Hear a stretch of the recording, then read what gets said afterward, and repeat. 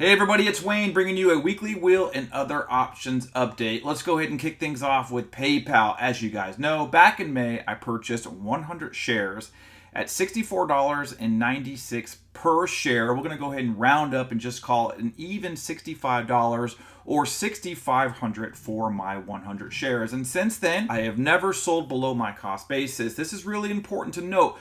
If you sell below your cost basis, I promise you, you're going to lose sleep and it's going to pose difficulties if the share price gets too far away from you and you have to roll out. That is going to be the case you're going to see in a couple of positions here in a little bit.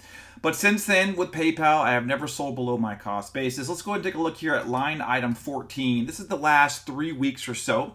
And you can see here on August 11th, I wrote a covered call, $65 strike price, and I earned $24. Go ahead and take a look here at the following week. I was only able to earn $7. That's because in the last month, PayPal has seen a pretty steep decline in share price. They are down nearly 18%. Now, the good news for the past week, we are starting to see slightly up to the right momentum. Again, I am down in my position about 3.75%. or about $240, but that's okay because that's the beauty about selling covered calls. Take a look here. To date, I have earned $467. So the last two positions, I have been able to earn not much in the form of premium. This past week, I was able to choose a 65 strike price, earning $16. Hopefully, as the share price goes back up, we're going to see some more significant premium, but not too bad. Having started this in May, I've earned a total of $467. Let's go ahead and bring you guys an update for all of the other covered calls as well as cash secured puts that I've written in the past weeks. And this is a copy of the spreadsheet from the last video that I created. Go ahead and take a look here at my combined total.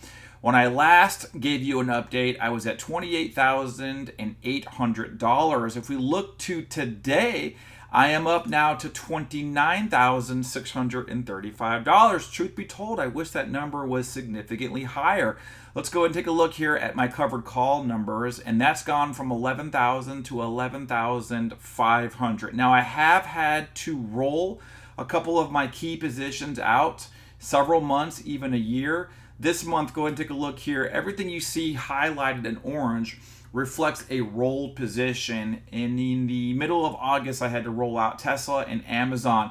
Amazon, again, I have sold below my cost basis. This is why I do not want to have those 100 shares called away. I was able to roll out for a better strike price, but I had to go clear out to March of 2024. So thank goodness for rolling, but it would have been nicer had I just sold above cost basis, which could have meant I had to have waited before I was able to generate any kind of meaningful premium. But nonetheless, I was able to make net positive premium on that transaction as well as Tesla. But again, Tesla, I'm now on the sidelines with these 100 shares, at least until January of 2024. Now, for the other covered calls, I have been pretty much able to buy to close on a regular basis. You guys will see Target, UPS, Wells Fargo, Celebrite. BCTX is the position that I would like to get rid of. I am selling above my cost basis, but the hope is that these shares eventually get called away. Let's go ahead and go back to where we were last at on this spreadsheet. Again, the total was $28,800. If we look at the cash secured puts, that amounted to $14,917 per the last update. That has gone up to $15,305, but it's been about 2 or 3 weeks since I've last updated you. So why hasn't that number gone up more significantly? If you guys know from my last video that I have been selling more cash secured puts than I have with covered calls. Let's go and take a look here. And if we look at August, in which I have sold quite a few contracts, everything was going pretty good. If you guys remember, I had those back-to-back videos where I was able to make over $1,000 per week. And then NVIDIA happened to me. And, it's just the nature of the beast when you are selling the quantity of cash secured puts that I am selling. And if we scroll down here, we're going to go ahead and find the NVIDIA transaction that I'm talking about, in which I had to buy to close at a loss. So let's go ahead and find it here. And it's line item 260. You guys will see here On August, I wrote a cash secured put. My strike price was $435, which means I had to have $43,500 in collateral. And for that contract, I earned $236. And wouldn't you know it, the week that expired on the 11th, Nvidia just came crashing down, I think close to a 400 strike price. And I made a mistake. I wish I had bought to close earlier when I saw the momentum of that share price falling so low, very close to the 400 share price. And so by the time I did buy to close, in which I had to pay back $2,100, incurring an $1,800 net loss on that transaction. Again, looking back in hindsight, I wish I had just pulled the trigger earlier. Once I saw that position getting away from me, listen, it was going to be a loss either way.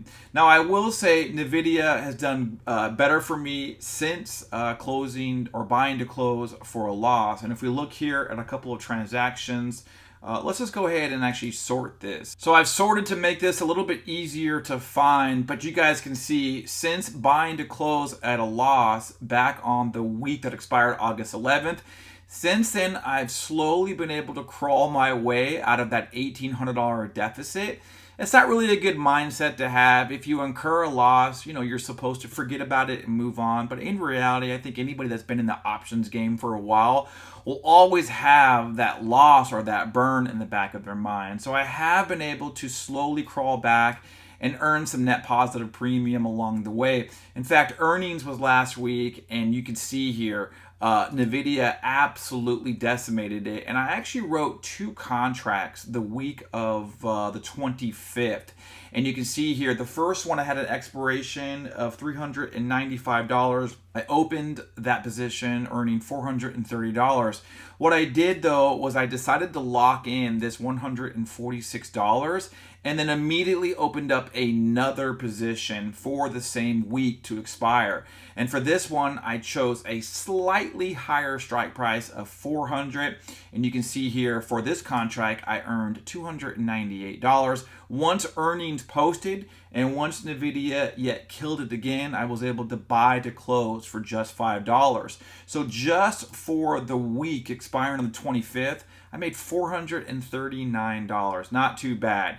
And right now, I have not opened up another Nvidia position, and that's because I'm trying to save my money for a rather large position that has earnings this week, and that is going to be AVGO. Now, the last time I did anything with AVGO, if you guys remember, a few months ago, I was experimenting with iron condors as well as a call credit spread, and it did not work for me. So let's just go ahead and take a look here at the only 3 transactions that I have conducted on AVGO this year, and I am currently at a loss of $529. Now, currently AVGO is a pretty pricey stock, but I do think they are going to beat on earnings, and as we get closer to that Friday earnings date, I am going to write a cash secured put. It's going to be a conservative strike price, but hopefully it'll still earn me anywhere from $300 to $500. So let's go ahead and give you guys a final closeout of all the numbers. So far in 2023, on the covered call side, I have earned $11,501. On the cash secured put side, I have earned $15,305. Now, previous to this, I was keeping track of my wheel stocks on a separate spreadsheet, but it all adds up, and the grand total so far in 2023 is $29,635. This is up from the $28,803 that you last had an update on. I hope you guys are having a fantastic day. I'll be sure to give you another update once earnings week for AVGO closes out, and we'll see you on the next one.